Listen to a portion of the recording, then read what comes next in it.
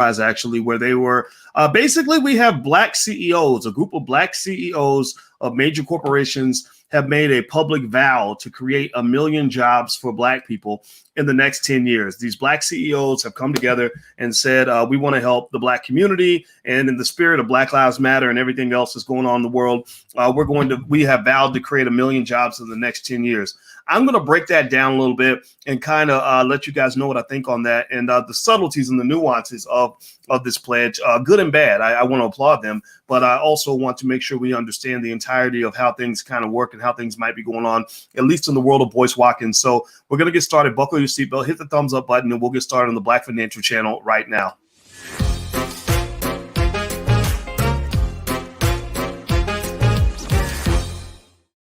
Hey, what's going on? What's going on, DK and 1992 Denise and Debt Free Dad and Blair Coldfield? I see you in here. Charles Ingram, what's going on? Jordan Williams, hello. Welcome to the Black Financial Channel, theblackfinancialchannel.com. Theblackfinancialchannel.com is where we talk about daily financial news and commentary from a black perspective. Now, here's the deal. I wanted to talk to you guys very quickly about this thing. I saw this thing where black CEOs, it's in Black Enterprise, a bunch of major guys who are running major companies have made major promises to create millions of jobs, or at least 1 million jobs for black people. First of all, I want to start off by applauding this, right? Paying attention to things like black employment, black wealth, potentially, things like that. That's a good thing, right? So everybody, let's clap. Also, as we move forward, don't forget this platform is Black First. We're B1. That means that we have to save ourselves before we can save anybody else. We must be one to be successful, and we are Black First. So we can't apologize for that. We have to look out for ourselves, and we don't look out for ourselves, and nobody else will. So if you agree with that philosophy, then put hashtag B1 in the chat. Hashtag B1 is the calling card to let me know that you're Black First. So I'm going to read some of this to you. And it's in Black Enterprise. Black Enterprise, a great publication, really good people. I met some folks at Black Enterprise. I like them very much. And here's what Black Enterprise had to say. They said a coalition of 37 CEOs across various businesses and industries are promising to create 1 million new jobs for Black Americans over the next 10 years. The collective organization 110, it's called 110, has announced that it will combine the power of these companies and hire and promote 1 million Black Americans over the next 10 years into family-sustaining jobs with opportunities for advancement. 110 was founded by Ken Chenault, chairman and managing director of General Catalyst and former chairman and CEO of American Express. Ken Frazier, chairman and CEO of Merck. Charles Phillips, managing partner of Recognize, chairman of the Black Economic Alliance and former CEO of Infor. Jeannie Rometty, executive chairman and former CEO of IBM. Kevin Scherer, former chairman and CEO of Amgen and former faculty member at Harvard Business School. Quote, "This is a moment for Americans to move past our divisions, to come together and reach our full potential as a nation. Our country's workforce of the future will be an increasingly diverse one," said Frazier in a written statement.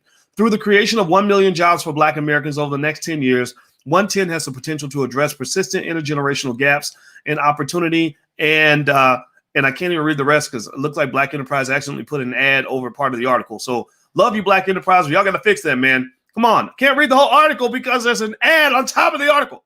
All right. Anyway, I've read enough to you. Did you get the gist of what was going on here? Give me a yes in the chat if you got the gist of what was going on. These black CEOs have gotten together and said, we need to create jobs for Black people and opportunities for Black people. I like that very much. I like the intention and the spirit behind it. I think it's a great thing for the most part. Now, here's where the Boyce Watkins in me is going to have to come out a little bit. As you know, one of the things that we focus extensively on in the Black Business School is Black wealth. Black wealth is the number one priority of the Black Business School. All we think about is Black people, Black wealth, Black economics, everything from income to wealth to the different ways to build wealth. That's all we focus on. Now, most of you didn't go to the Black Business School. You went to the White Business School, if you went to business school at all. Now, the White Business School doesn't focus on Black wealth. The White Business School, which might be Harvard, Yale, Stanford, Duke University, University of Texas, etc., they focus on white wealth. They focus on how do we build soldiers for our economic future? How do we make sure that our corporations and our community are doing extremely well? And a lot of Black people go to the White Business School and they become great soldiers for white economic prosperity. So unfortunately, inadvertently, and I say this as a man who's taught in white business schools for a big chunk of my life. I taught at University of Kentucky, Indiana University, Syracuse University, the Ohio State University, etc. At these white business schools, the problem is that you're not really sort of solving long-term economic problems when you go to the white business school. What you're doing is you might be solving some of your own economic problems, but you're not solving economic problems for the Black community. Let me tell you why. Here's why. I was visiting Indiana University. You know, the Black woman, the beautiful Black woman who's given me the honor of accepting my hand in marriage, Dr. Alicia, and I were doing a tour. We do a pilgrimage every year. We go back to Indiana University where I met her. I met her in the cafeteria. I swear, I'm not making this up. I saw her across a crowded room, and she was the prettiest thing I'd ever seen in my life. And I went over to talk to her. And so we go back every year to say, I proposed marriage to her in the same place that I met her. And I walk across the room to meet her. And so every year we go back to Indiana for a pilgrimage to just, check out the old stomping ground, stuff like that. So I saw this sign that said, I went to the business school where I was a graduate student, and I taught some classes there.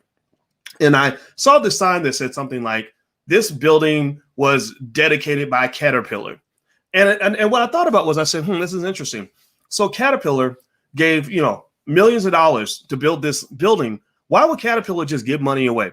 Capitalists don't give money away. That's the opposite of capitalism. Capitalism means you keep your money, right? You get rich by keeping your money, not giving it away. So why would they give their money away? That doesn't make much sense. So I thought about it. I said, I know why Caterpillar gives millions of dollars away to build buildings on campuses that are not their own. It's because they're saying to the school, hey, we'll buy this building for you if you will send us economic soldiers that can build our company up for the next generation. When you hold recruiting sessions for your best students, your best and brightest of the next generation, we want to be at the front of the line so that we can get access to that human capital. The same way you go dig for diamonds in Africa, the same way you might drill for oil in Saudi Arabia, or the same way you might go and get, wood and timber out of Thailand or something. We're going to come to this school because you got the best and brightest in terms of how we do business in our community, and we want to pluck at that crop so that we can actually flip that, right? We can take the raw meat and flip it, cook it, and turn it into something that's sellable and generate a profit margin and build wealth for ourselves and for our corporation. Good plan. Excellent plan. Here's the problem, though. Black people aren't really usually a productive part of that plan. Now you're in the plan. Don't get me wrong. Like, you're part of the plan. You're a cog in the wheel, right? You are a resource that is necessary and utilized in that process. Where you come in is you go to the white business school. First thing you do is you go $250,000 in debt, right? Or $100,000 in debt, which half of all Black college graduates cannot repay their debt. I don't know if you guys know this or not. It's very important for you to understand. Half of all college graduates are in debt, probably to an institution that was not run by Black people. So that right there is a multi-trillion-dollar wealth transfer out of the Black community, just so we can start there.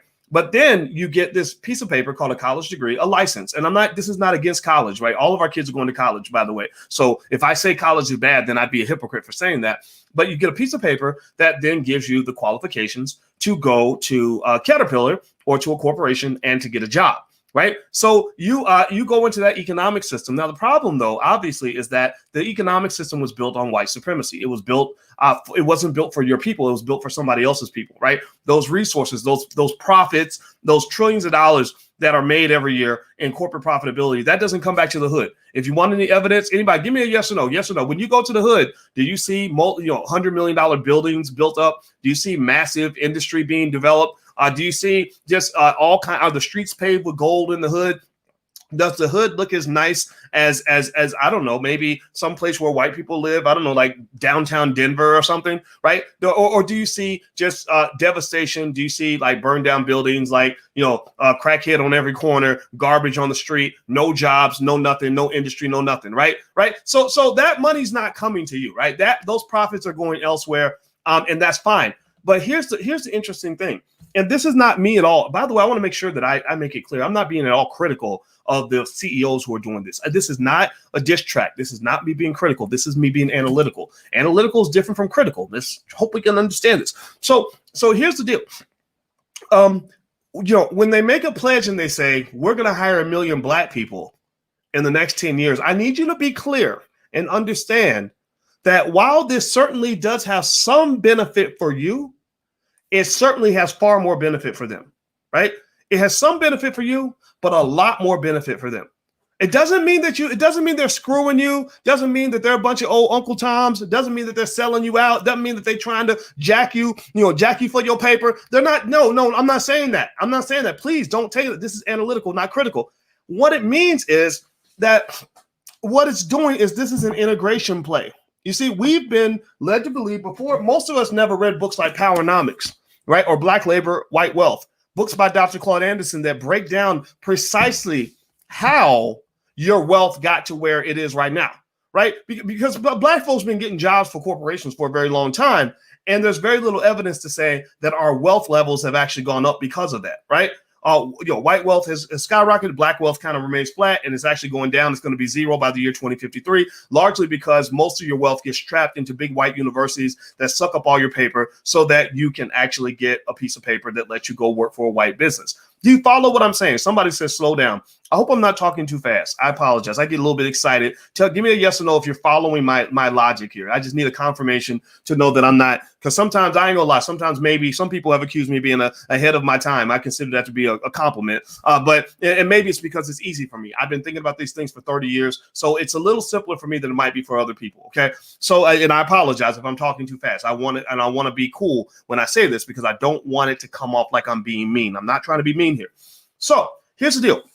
So these guys have these CEOs who, probably like a lot of us who went to, big universities and make lots of money. We have survivor's guilt. I don't know if any of you feel this way. You have survivor's guilt. You're like, dang, man, I'm doing good. I'm in the executive suite. I'm making all this money and my people are struggling. So I think they did this because they want to help Black people. I think they did this because they want to see Black people do better. So what I'm saying is that there is a better way to see how to make sure Black people do better. And here's what I'm getting at. Here's what I'm getting at. A conversation on improving the Black community cannot just be a conversation about jobs, right? It cannot be just a conversation about jobs. In America, you live in a capitalist society. Capitalism isn't nearly as racist as it is capitalist. Capitalism doesn't dislike you because you're Black. Capitalism will screw over white people too. Capitalism believes that the powerful get all the wealth. Those who are not powerful, you can just jump off a bridge and die, right? So when you're integrating into a capitalist system where it's built on this survival of the fittest kind of mindset, and you're coming into it and you're Black, you have to understand that when you don't have ownership and control and power, you're going to get screwed. And let's just be clear, this ain't just because you're Black. Ken Chenault's been a Black man his whole life, from what I understand. He's the CEO of American Express. Capitalism doesn't screw him. Capitalism rewards him. If you're Will Smith, capitalism doesn't screw you. Capitalism takes good care of you. So let's get past this whole idea that somehow all these things happen because you're Black. No, all these things happen because of where you're positioned, where you're trained to position yourself in the economic process, in the economic system. Now, here's my philosophy. Before I move on to that, actually, do me a favor, hit the thumbs up button. Please hit the thumbs up button, share, subscribe button if you haven't done it yet. Make sure you subscribe to the Black Financial Channel. And I want to remind you guys, we start the Black Wealth Bootcamp on the 7th of January. So if you want to go take a look, it's a 6-week program. It's very, very good. It's designed to reduce dependence on the corporate plantation. It's very popular. Everybody loves it. So feel free to go to blackwealthbootcamp.com. There's the URL right there on the screen. All right. So here's the deal. Here's my philosophy, right? My philosophy is a Black first philosophy, B1. B1 means that any economic strategy that we pursue as Black people should be something that puts the Black community's interests ahead of all other interests. The Chinese have a philosophy that you might call C1. They believe that any economic move makes sense as long as it makes sense for China. If it makes sense for Saudi Arabia, then that's not the optimal move. If it makes sense for England, that's not the optimal move. So if you go to China, let me give you an example. Think of the Black community like a nation. Think of Black people like China, okay? And imagine if you went to the president of China and you say, we really want to help China. We really care about the plight of China here in the United States. We know your per capita income isn't very high. And so what we've pledged to do, we have some Chinese CEOs over in the United States that are working for American companies, and they have pledged to create 1 million jobs for Chinese people in the next 10 years. So that means that your best and your brightest, you can put them on a boat, send them over to America, and we'll put them right to work. What do you say? Somebody in class, answer me real quick. How many of you think the Chinese would be happy with that deal? How many of you feel like the Chinese would say, yes, sign me up? This is the key to Chinese prosperity right here. Sending our smartest, best, and brightest, our potential CEO billionaires. We're gonna send all our future billionaires to America so they can all get a job making $100,000 a year. How many of you think that China would go for that deal? I'm putting on my other glasses because it's easier for me to. Actually, I have two pairs. I'm going back and forth, and I don't like either one. I gotta go to the eye doctor. I apologize. All right, so no. Hail to the no. The Chinese would say no. That's thank you, Mr. White Man. That's a wonderful offer you made here. We appreciate that, but we understand how the whole game is played. We know where every piece on the chessboard is located. You think that we're a pawn, and we're not trying to be a pawn. We're actually trying to be a player. See, we're not a pawn on the chessboard where you're moving us around and we don't know what's going on. We're actually moving the pawns ourselves. So you're talking player to player. You're not talking player to playee, right? You're not talking player to pawn. We're talking player to player. So in China, we understand the value of our human capital. Human capital is the economic potential or the economic worth of the people that exist in your community. The people have value. You were born, you don't know this, but everybody watching this right now, you were born a millionaire. Every single person in here was born a millionaire because, and I say this as an expert on finance, everybody was born a millionaire because throughout the course of your life, if you add up the economic value of all the labor that you do for other people, all the thousands of hours you spend at your job, all the things you're going to learn throughout your life, all the skills you'll pick up. Some of you are accountants, some of you are lawyers, maybe you're engineers, maybe you pick up the trash, maybe you sweep the floor at the local high school. Doesn't matter. No matter who you are, where you at, no matter what your education level, you were a millionaire when you were born because God gave you this blessing called human capital. That's why they hire you. That's why they want to bring you in to their economic army and make you a soldier on their chessboard. They want you to play a part in sustaining their economic power. So what I would say is this, look, there's nothing wrong with what these guys are trying to do. It makes absolutely sense. Absolutely perfect sense. Corporations are better off when they understand the value of diversity. There is no question about that. Every study shows that when companies diversify their workforce, they are always better off because your customer base is diverse. So your workforce should be diverse because the more you can connect with the customer base, the more likely you are to sell a product. So every business school model I can think of says that a diverse workforce is very good for you, which is why it makes perfect sense for them to go recruit Black people. But the question becomes this, is there a point where we get past this idea of bragging about how much of an asset we are to other people and instead start bragging about what an asset we are to ourselves? Because I think that it's important to understand that there's a difference between being an asset to them and being an asset to you. And we've been trained really since slavery to brag about how we're an asset to other people. Just look at the last election. There are millions of people who have bragged about the fact that Black women saved the Democratic Party. And I think that's okay. I think that's fine. But my question is, did the Democratic Party come to save you? When you say they saved us because we saved them, then that makes sense. That's how you compete in global economic warfare, because you're engaging in reciprocity. You're engaging in adequate fair trade. But if you say, look at me, I'm so proud I did this thing for you. I'm so proud that I gave you all my money. And you can't in return say, well, I'm proud because I gave you money too. Then that means that we have a little bit of an imbalanced relationship. Somebody's getting used, right? So rather than us bragging about, like, think about this. You see it in the language, right? We'll brag about how important diversity is for corporate America, right? Well, which is why they should hire us. We brag about the power of the Black dollar, right? How much economic power our dollars have when we give them away. Maybe we brag about how the power of the Black vote. The Black vote got so and so into office, right? Even though that person didn't do anything for Black people. I think it's okay for you to also care about yourself, right? To see Blackness and Black people in the Black community as an entity within itself.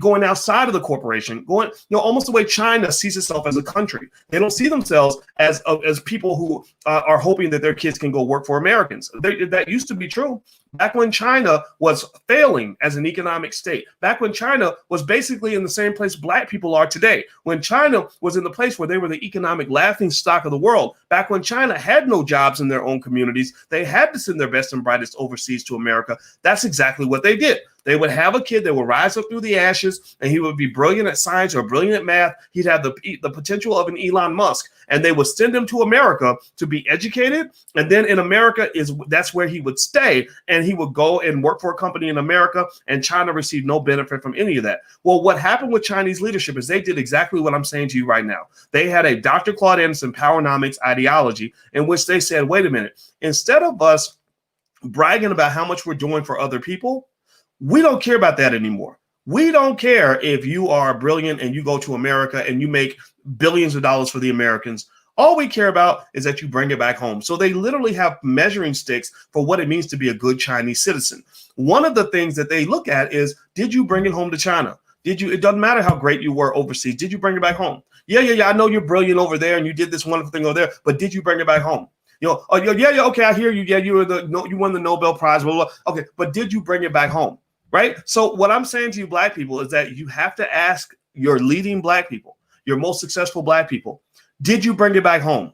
When you think about what you do with your time, did you bring it back home? When you think about what you did with your money, did you bring it back home? When you think about your biggest investments, did you bring it back home? Because if you didn't bring it back home, then it's easy for somebody to say that it doesn't amount to much of anything.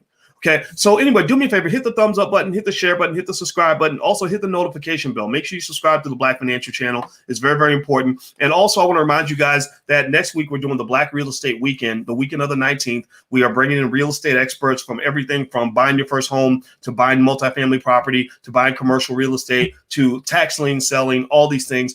They pretty much have experience, hundreds of years of experience between all of them in all facets of real estate. And we're going to do that for the whole weekend, Saturday and Sunday on the weekend of the 19th. So you can go to blackrealestateweekend.com if you want to join us. That's blackrealestateweekend.com. The URL is right there on the screen. All right.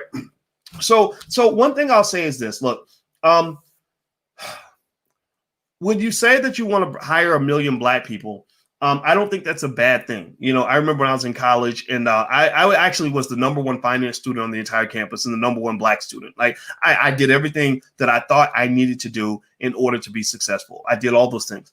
And I applied to 250 different Wall Street firms. I got 250 different rejection letters. And back at that time, you couldn't just apply on the internet. I had to literally write a letter and send it to 250 different firms. I mean, it was that crazy. And I couldn't believe I got that many rejection letters. I thought somebody would at least give me a shot. Nobody gave me a shot. But you know what? When I look back at that, that was absolutely the best thing in the world that could have ever happened to me.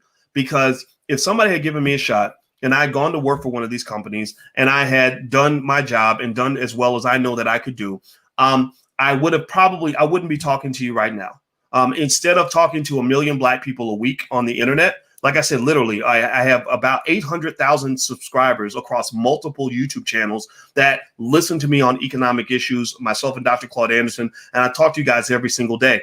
If I'd gotten my wish and they had given me that job, I wouldn't be talking to you right now because I probably wouldn't have the time to do that. I wouldn't have the interest in doing that. I would never even know the potential in doing that.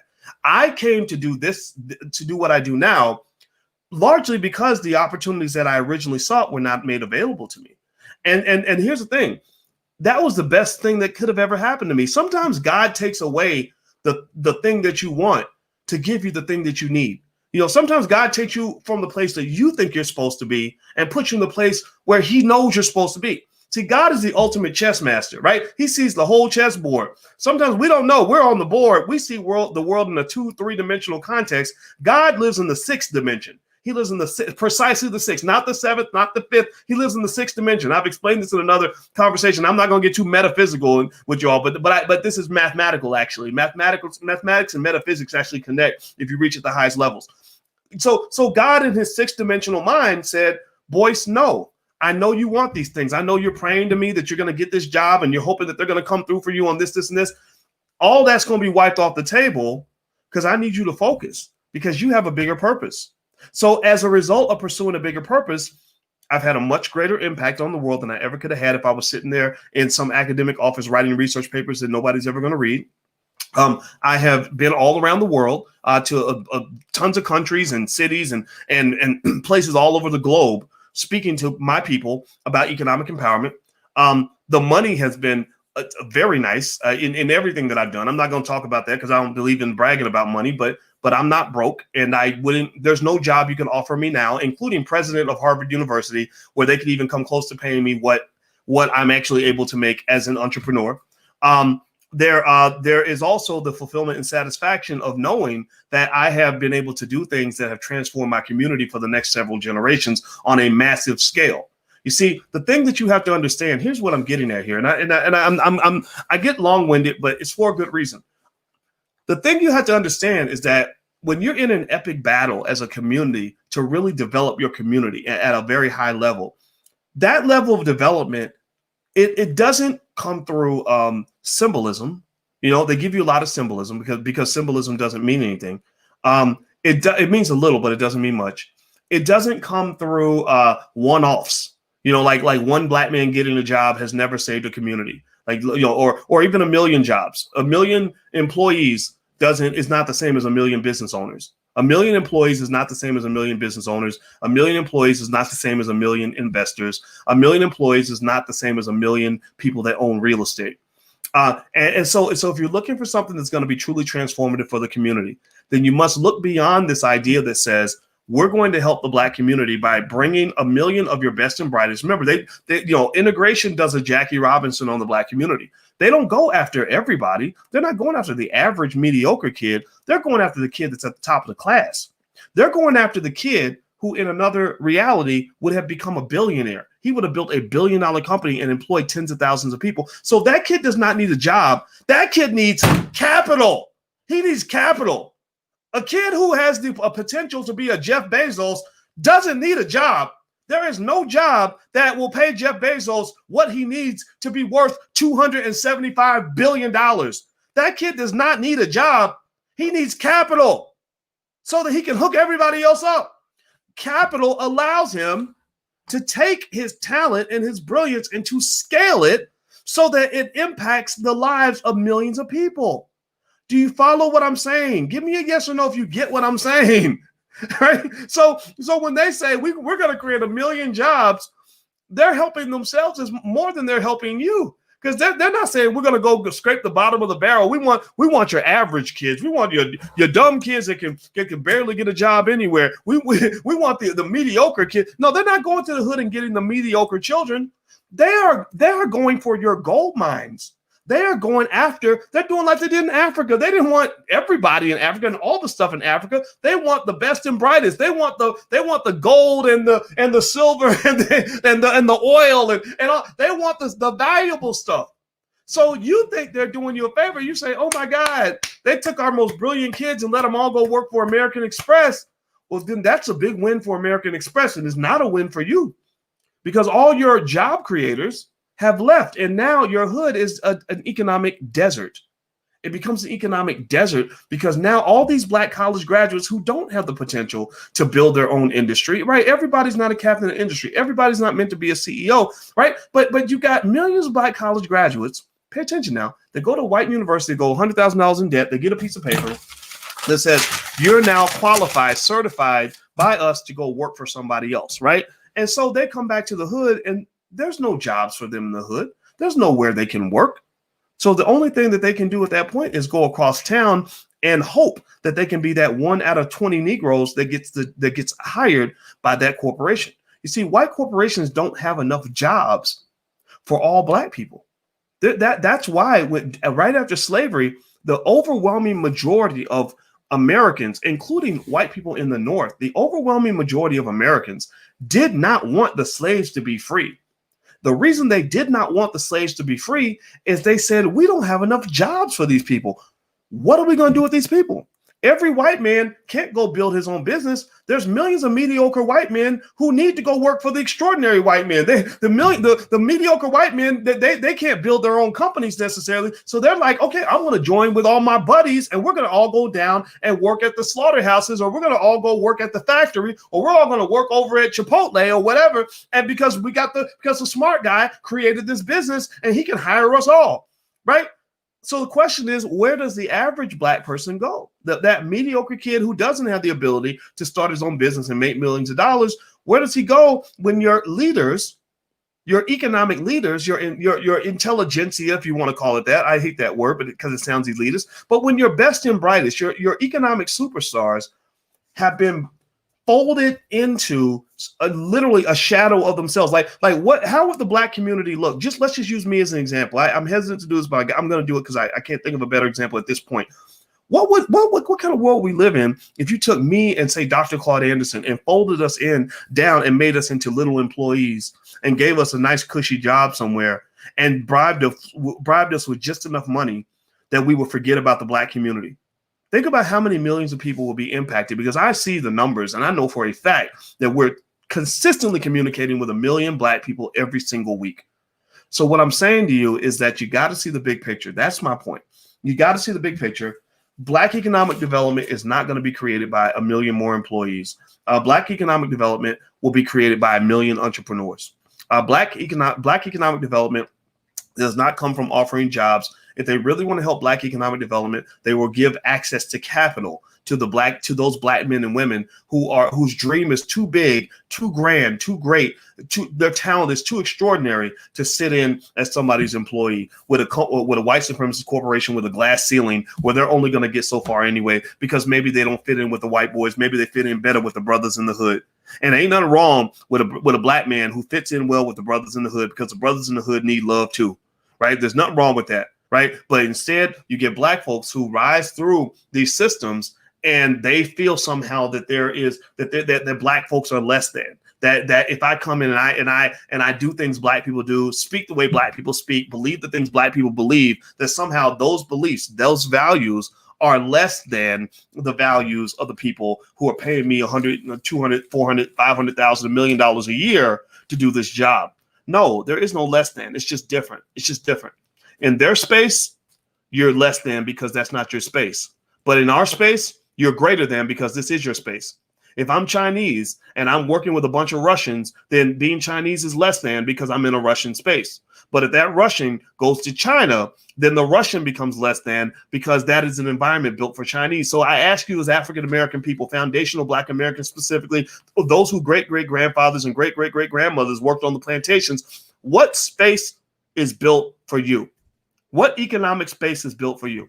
When you are a young Black college graduate and you come out with flying colors, straight A's on your report card, and you come out with a degree, what space can you go to where they're going to look at you exactly the way you are, with your natural hair, with your swag, with your love for rap music, or whatever it is that you bring, whatever type of blackness you bring to the table, and they said, this is your space. You don't have to be a chameleon. You don't have to do what they call it, the double speak or the double consciousness or whatever. That you're not going to have daily microaggressions from white people who don't understand who you are. What space is built for you? And I'm just here to tell you that those spaces are not for you.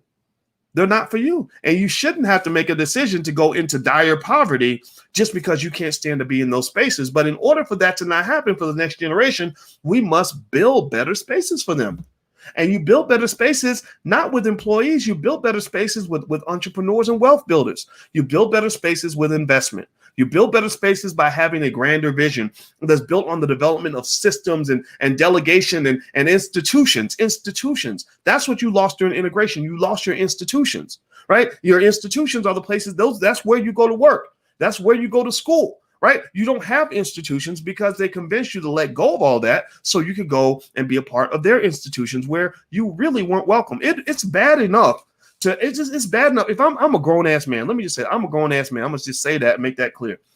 As a grown man, imagine a lot of y'all, everybody in here who's a grown ass man or grown ass woman, raise your hand. If you've grown, raise your hand. As a grown man, if I had to leave my house and go live with my best friend, it would be terrible. It would be absolute. Like, I couldn't even do it. I'd rather be homeless than to have to show up to my friend's house and be like, hey man, look, me and my family having a hard time.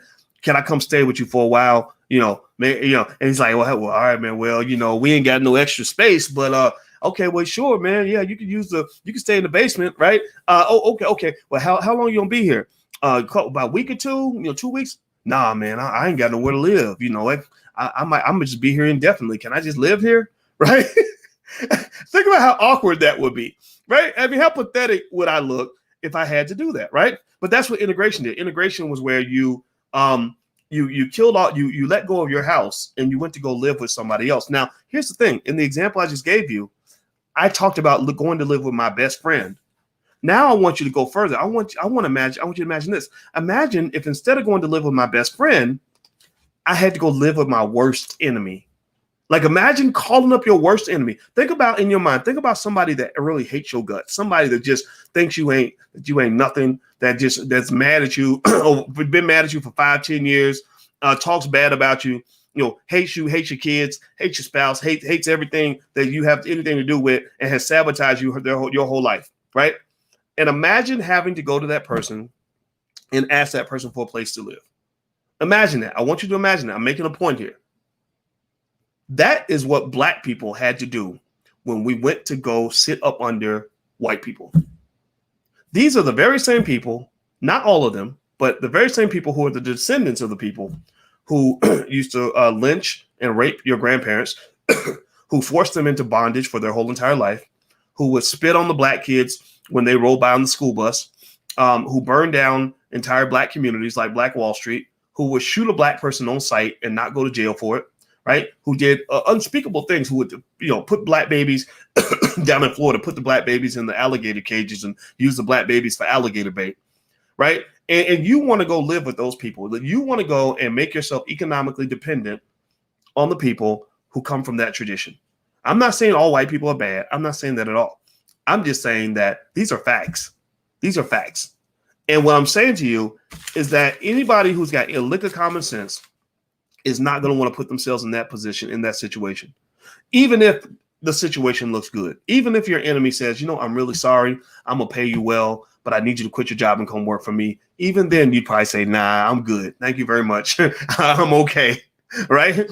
So when I see initiatives like this, where the Black CEOs who probably don't know any better, I mean, they seem like good people, right? I'm not saying that they're doing this for bad reasons. And some people may need those jobs. They can have how about this? You can have all the mediocre Black people, like all the Black people, not even mediocre, even some of the good ones, right? Any Black person who doesn't want to be liberated from the corporate plantation should go work for you. Any Black person who just doesn't feel inspired to own assets or to build wealth in a significant way or to start a business or hire other Black people, maybe you can have those people. That's fine. Whatever, right? But I think that when you're talking about these talented 10th, these really smart Black folks that come out of your community, a lot of y'all got these seeds in your own family. Some of your babies are brilliant. Some of your babies have the potential to be billionaires. And what you have is a very serious job of cultivating that genius and making sure that it reaches its fullest potential. Some of you, unfortunately, some of us, because of our limited thinking, we stunt the growth of our babies. Your baby is thinking he wants to become the next Jeff Bezos and build $1 billion company. And you tell your baby, no, that's too big of a dream. You need to go get you a job. Right. So I really would encourage you to do this. Just don't sell your babies off cheap. Don't sell your babies just because white people are willing to pay a higher price for them or they're willing to accept more of them under their umbrella. How about you cultivate and create things in your own community that will give your babies a place to go where they don't have to feel awkward in order to survive? Do you know that some of the most incarcerated Black people I know are the most educated people I know? Many of the most educated people I know are the most incarcerated economically and otherwise. They're the ones who are most likely to be angry because they got the job thinking they would get promoted to CEO and they never got past level 2. Or they're pissed off because every day they go to work and there's the white lady down the hall who always treats them with significant disrespect. They get together with their friends and they have terminology for it. They microaggression. They can sit around and talk about the microaggressions they endure every day. And these microaggressions have significant physical and mental health effects. They go crazy. They become alcoholics. They need a therapist. Some of them commit suicide. Right. And so don't think that being more educated. I used to believe this. I used to believe that being Black and educated was going to free me from white supremacy. And then I realized that it only more deeply embedded my commitment and connection to that system. The thing that freed me was learning how to own assets, own and control assets. And then when I realized that that's what liberated me, that's all I began to focus on. That's all I began to think about. Right. So here's the deal. If you're talking about things that are going to build the Black community. Here's what is going to make the Black community strong. Number one, buying Black. So even if you work for white people, you buy Black. You transfer that wealth or whatever that income is that you get. If you buy something, you try your best to buy Black so you can build Black businesses so these Black business owners can create more jobs because they have more customers. Number two, you invest in everything. You invest in things that are Black. You can also invest in things that are not Black. It's okay. They owned you for 250 years. You can own them too, right? So these corporations, when I look at Amex, I don't hate Amex. I just look at Amex and say, I'd like to be a stockholder in that company. Or when Disney comes out with a Black Panther movie and they make all this money from Black people, I might go see the movie. I might not go see the movie, but you best bet your butt that I've been a Disney shareholder for many, many years now. And when they made all this announcement of this whole new lineup, I was really excited because I got paid that day. My stock went up that day. Shout out to all the Disney shareholders because I told you guys about Disney well over a month ago. I told you they were making major moves, and I believe they have more in store. I believe that next year they're going to come out with more stuff. I believe the stock will continue to go up.